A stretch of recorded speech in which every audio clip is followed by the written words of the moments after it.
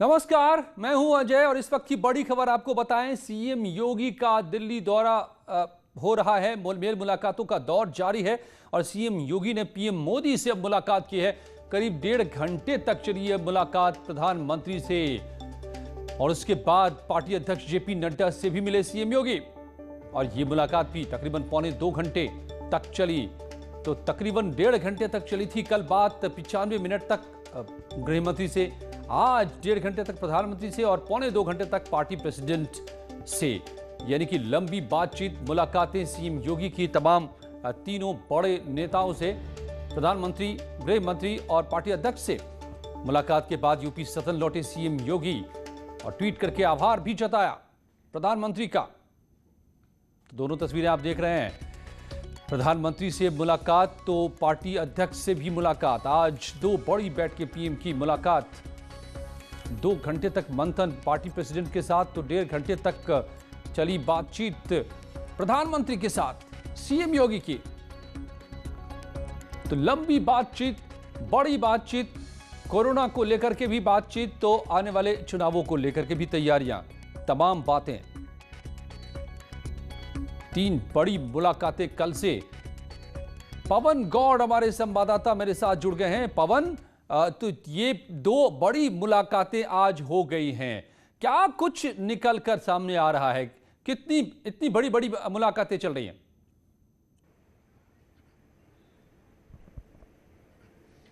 देखिए अजय, अगर कल से लेकर और आज तक की बात करें, कल गृह मंत्री के साथ 1.5 घंटे की मुलाकात, आज प्रधानमंत्री के साथ 1.5 घंटे की मुलाकात और उसके बाद राष्ट्रीय अध्यक्ष जेपी नड्डा के साथ तकरीबन 1.25 घंटे की मुलाकात।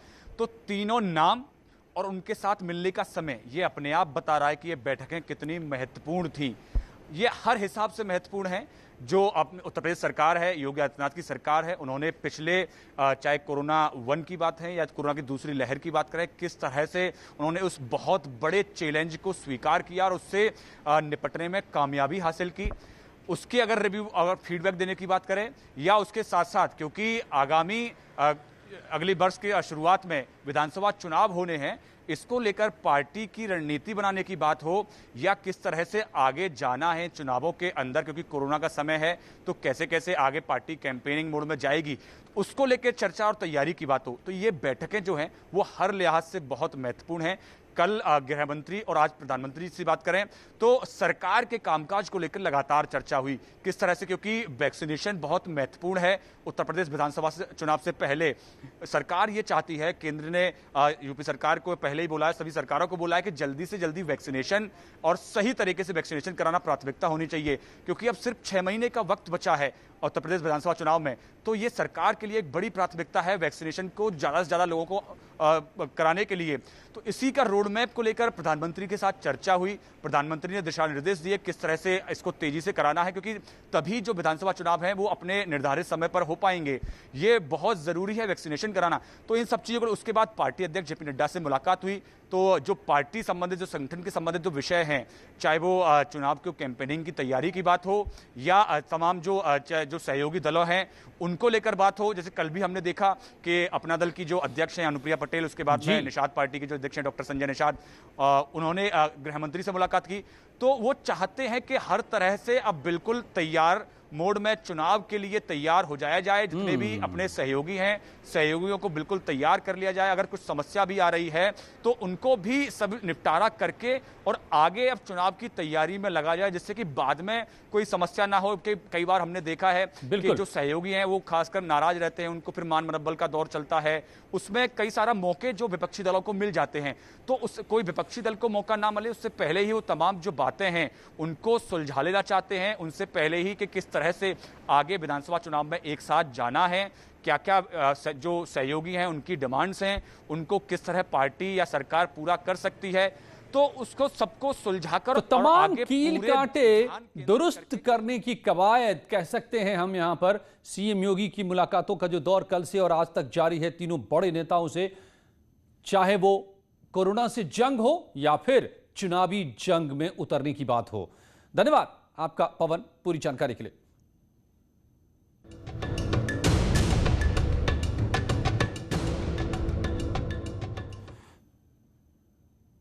और आज पूरे देश में कांग्रेस ने महंगाई के खिलाफ प्रदर्शन किया है।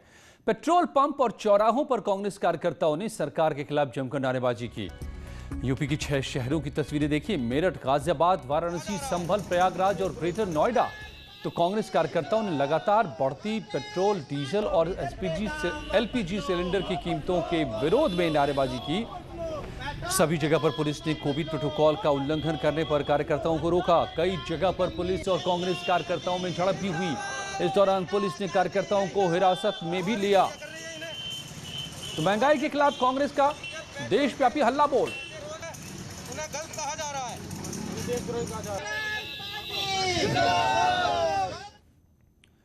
और महंगाई के खिलाफ प्रदर्शन के दौरान पुलिस ने लखनऊ में यूपी कांग्रेस के अध्यक्ष अजय कुमार लल्लू को उनके घर में ही नजरबंद कर दिया।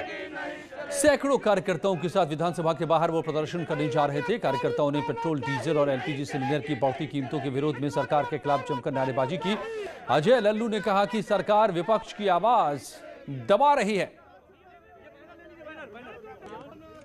नहीं चलेगी, नहीं चलेगी। तो 2 तस्वीरें देखिए। पहली तस्वीर में जब अजय लल्लू सैकड़ों कार्यकर्ताओं के साथ विधानसभा के बाहर प्रदर्शन करने जा रहे थे, वहीं दूसरी ओर पुलिस ने उन्हें घर में ही जब नजरबंद कर दिया और पुलिस का पहरा बिठा दिया।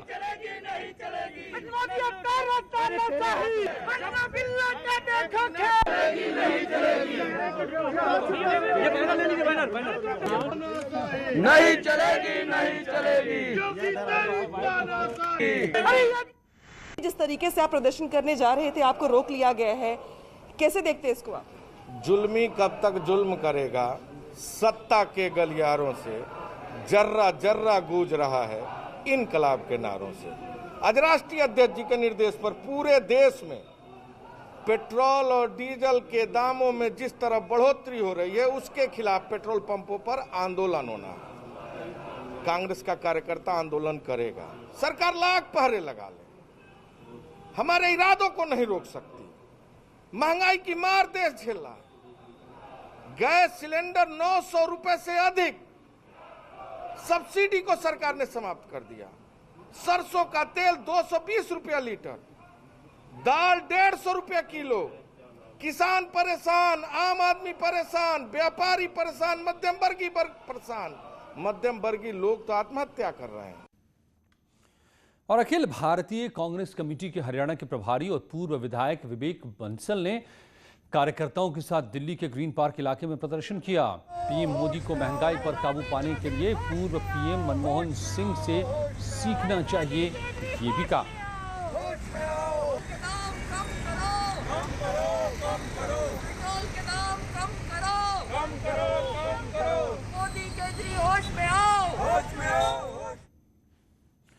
और बलरामपुर में भी कांग्रेस कार्यकर्ताओं ने महंगाई के खिलाफ प्रदर्शन किया। पुलिस ने कार्यकर्ताओं को जुलूस निकालने से रोका तो कार्यकर्ता पुलिस से भिड़ गए। इसके बाद पुलिस ने प्रदर्शनकारियों को खदेड़ा।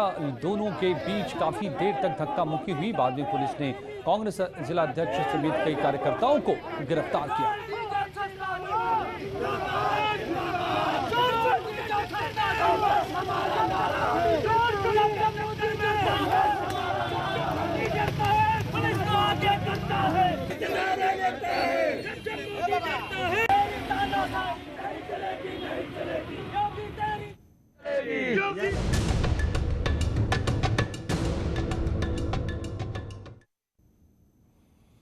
तो एक तरफ सियासी गर्मी और दूसरी तरफ कुदरत की गर्मी। जिस तरह भीषण गर्मी पड़ रही है, उससे यही लग रहा है कि जून जलाकर मानेगा।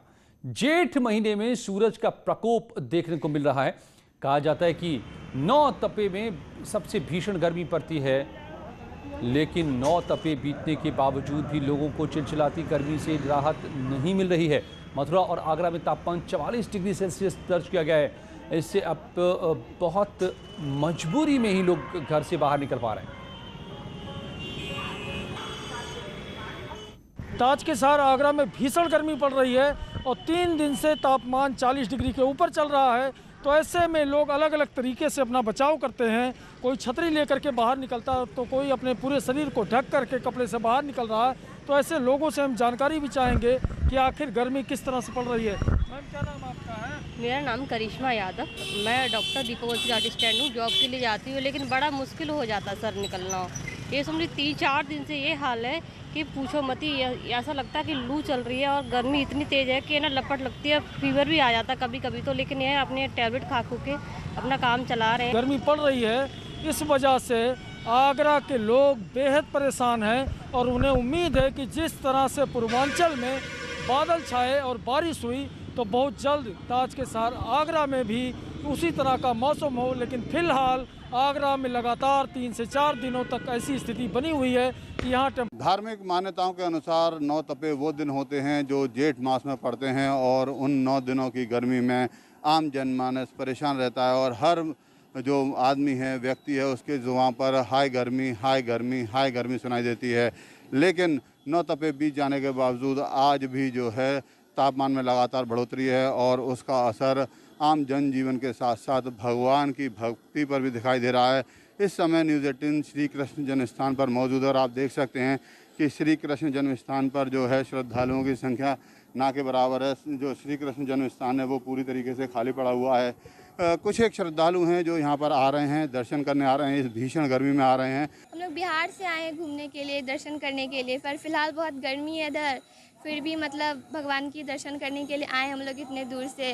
और एक तो कोरोना भी हो गया है बहुत ज़्यादा, और वही हम लोग आए हैं तो ठंडा वंडा पी रहे हैं। 9 तपे की ये स्थिति रही है कि 10 साल के बाद 9 तपे में गर्मी नहीं पड़ी, उसके बाद अब गर्मी पड़ रही है, भीषण गर्मी पड़ रही है इस तरीके की कि लोग बर्दाश्त से बाहर है। इसी गर्मी के कारण पानी की भी बहुत बड़ी समस्या हो गई है। 9 तपे में कोई गर्मी नहीं पड़ी, जो हम लोग बचपन से देखते चले आ रहे हैं कि 9 तपे पड़ते तो इतनी गर्मी पड़ती थी, लोगों का निकलना मुश्किल दूभर हो जाता था।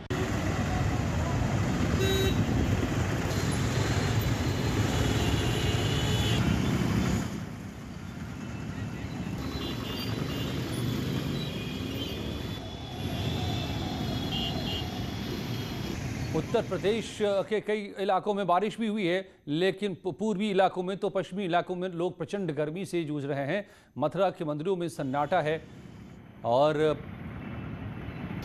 ये लोगों को इंतजार कि कब आसमान में बादल छाएंगे, बारिश होगी और गर्मी से राहत मिलेगी। लेकिन इस वक्त तो इसके कोई आसार नहीं। हालांकि हल्की फुल्की हवा भी चली कल रात, कहीं कहीं बूंदाबांदी भी हुई, लेकिन गर्मी से राहत बिल्कुल नहीं मिली है।